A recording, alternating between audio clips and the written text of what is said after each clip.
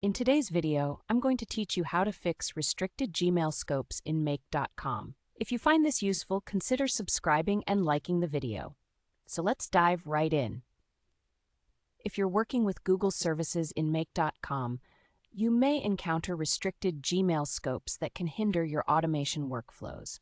Don't worry though, I'm here to walk you through the process of enabling the relevant APIs and configuring your OAuth settings step by step. First things first, we need to enable the APIs that you want your app to access. To do this, you'll want to head over to the Google Cloud Console. Simply search for the relevant Google API at console.cloud.google.com/API/library. As you browse the options, look for the APIs you'll be using. In most cases, you'll want to enable at least the Drive API, which includes access to Google Docs and Sheets, along with the Gmail API itself. When you find each API page, just click the Enable button. Next, we will set up your OAuth client credentials. Move on to the credentials page by clicking on this direct link, console.cloud.google.com/API/credentials. Here, our first task is to create OAuth client ID credentials. Once you're on the credentials page, follow the prompts to generate that OAuth client ID. Now, it's crucial to configure the Google redirect URIs for your app. These URIs will allow Make.com to communicate effectively with your Google services. You can use several commonly needed redirect URIs that help in setting this up. Here they are, http://make.com/cbcb/google.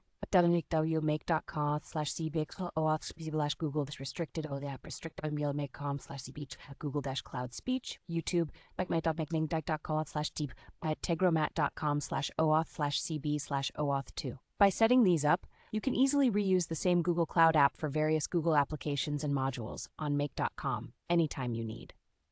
Next, let's move on to the OAuth consent screen. You can get to this by going to the direct link console.cloud.google.com/APIs/credentials/consent/edit. Here, you'll need to insert two authorized domains, specifically Make.com and Integromat.com. Be sure to fill out any other necessary fields, and when you're ready, click Save and Continue. Once you've saved it, you'll want to add the required scopes for your app. Click on Add or Remove Scopes. To ensure you've got everything, select 100 rows per page. Check all the boxes on each page or manually type in the desired scopes if you have specific ones in mind. Don't forget to click Update after you've made your selections. Then, when you reach the last step, instead of clicking Prepare for Verification, make sure to click Back to Dashboard.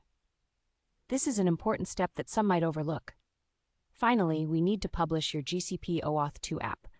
To do this, you'll want to set your OAuth application to production. This adjustment prevents your credentials from expiring too frequently. Go back to the OAuth consent screen, find the Publish App button, and click on it. Then you'll want to confirm by clicking Confirm. And that wraps it up. Following these steps will ensure that your Gmail scopes in Make.com are fully functional. I hope you found this tutorial helpful. If you have any questions, feel free to ask in the comments below.